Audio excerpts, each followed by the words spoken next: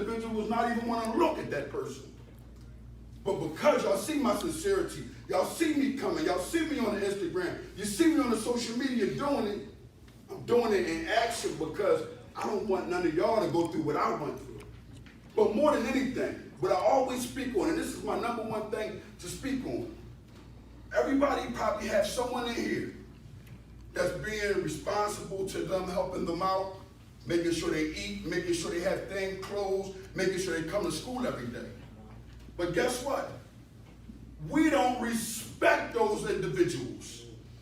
We don't care about them because if we did care about them, we wouldn't do the negative things that we do. Now I'm speaking about the time that you might have got in trouble in school and you thought that you was hiding it from somebody. If you're thinking you're hiding it from somebody, you're not. You're going to always be an individual that get caught. I thought I hid for so many years until I got in that cell.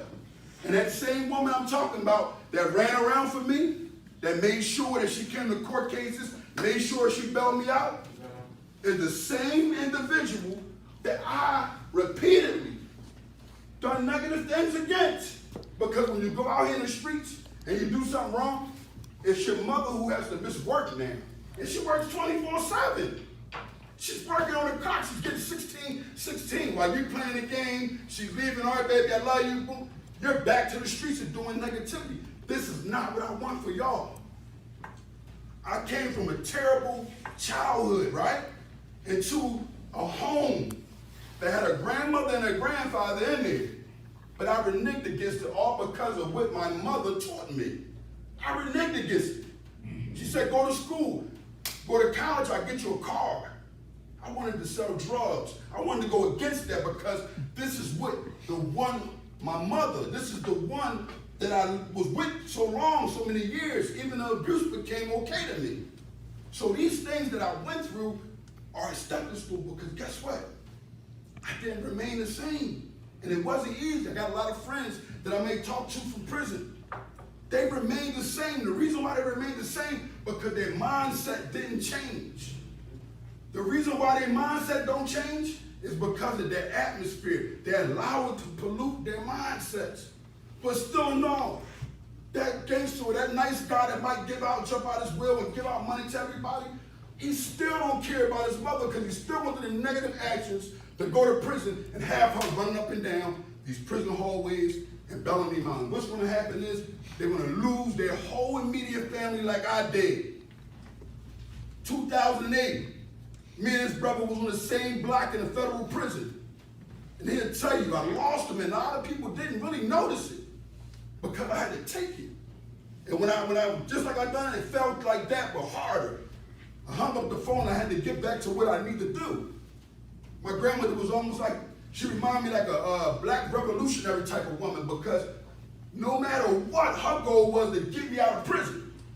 Anytime I went to jail, from the time I go to jail to the time that I come home, this lady mindset doesn't sleep. I can call any time of the day and I can get her. When I wanted to call females on the three-way and they wasn't picking up, because that's what they do.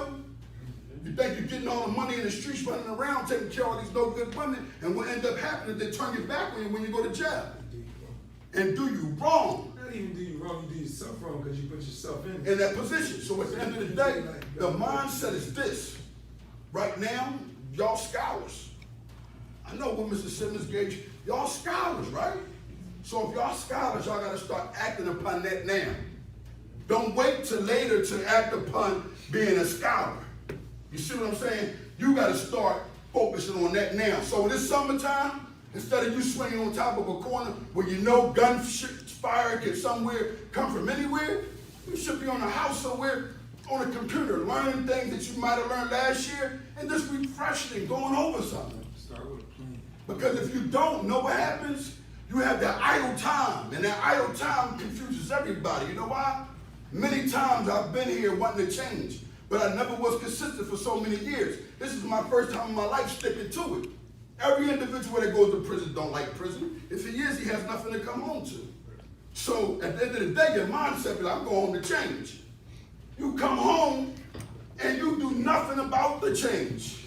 You begin to hustle. You begin to run around and get with these same dudes that give y'all that feeling that y'all got in a positive form. You see how everybody felt so positive and felt good in here?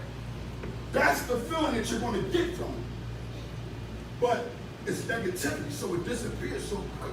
That fake motivation, man, can kill you. It's going through our whole city. You have individuals that don't do what brothers like Max Tour do, brothers like Arthur do, or brothers like the disciple back there. Don't nobody do these things. You know why? Their goal is $1. You know what our goal is? To make sure that y'all get the message. And once y'all get the message, we're able to embrace it. And guess what it does? It inspires us to go harder. We have to go harder. If we don't, guess what? He might not feel good about himself. You see, he's spinning. His man next to him, they both got a brush. They lead each other into some type of positivity. You may not look at it like that, but guess what? They both are competing in something good. Rushing here when you got some children that are competing in nonsense like shooting and killing people. So when you see this type of positivity, you got to honor it, because now you're becoming a leader and not a follower. He might bust out laughing at a time. I can remember when I came here. He'll bust out, say something. Everybody else start talking and moving around. What y'all learned at this time is how to get attention, how to look and pay attention.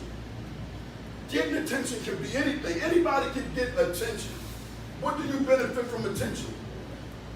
If it ain't positive. So if you want to seek anything to do, seek the positive attention to do. Go around, make sure that it's something good.